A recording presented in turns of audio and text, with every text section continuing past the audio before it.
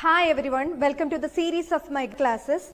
Let's discuss the poem The Road Not Taken by Robert Frost. Robert Frost was one of the major American poets of the 20th century. His poetry is based on the life and the scenery of rural England. His first book, A Boy's Will, was published in 1913, but it was his second collection of poems north of Boston, published in 1914, that established his reputation. The present poem, The Road Not Taken, has 4 verses, each of 5 lines, are almost equal in length. The rhyme scheme is regular. The first, third, and fourth lines rhyme. Likewise, the second and the fifth lines rhyme. Let's read the poem now. 2 roads diverged in a yellow wood, and sorry I could not travel both, and be one traveller. Long I stood and looked down one as far as I could, to where it bent in the undergrowth. Then took the other, as just as fair, and having perhaps the better claim, because it was grassy and wandered where, though as far that the passing there had warned them really about the same. And both that morning equally lay in leaves no step had trodden black.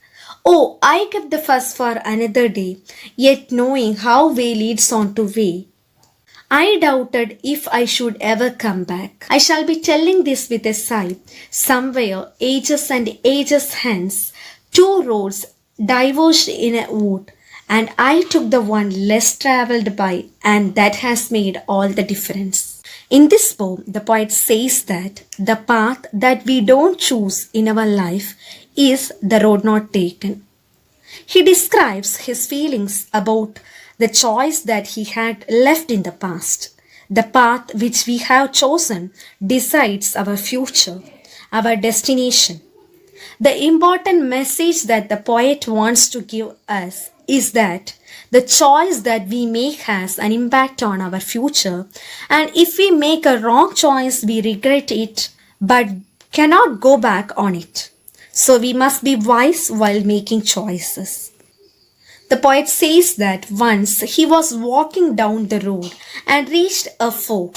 He could walk over one of the paths only. He took to choose the right path. He inspected them to decide which was a better option, and then chose the one which seemed less walked by. He inspected them to decide which was a better option, and then chose the one which seemed less walked over. He would go further on the chosen path and not get a chance to go back on it. He kept the other one for some other day, although he knew that he would never get a chance to walk over it. As he walked on the chosen path, he realized that both the paths were similar. He felt that his future depended on the choice that he made.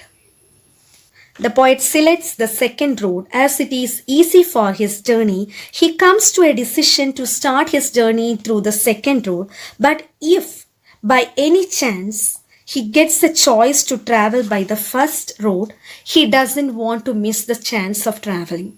The poet is quite sure that he may never get a chance to pass through the other road, as he is firm that the decisions taken in life are often final and there is no whirling back.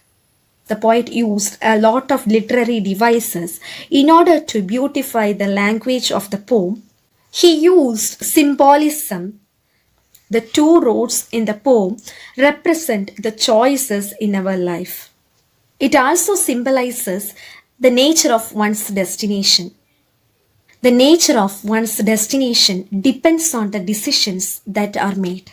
The word morning symbolizes a new beginning and also the endless possibilities the day ahead has to offer.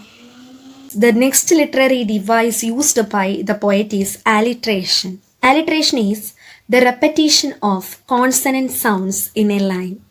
For example, wandered where. Here, verse sound is repeated. wandered where. The next example is first for. Here the first sound is repeated. First and for. Though that. Here the sound is repeated. Though that. Anaphora is the next literary device used by the poet.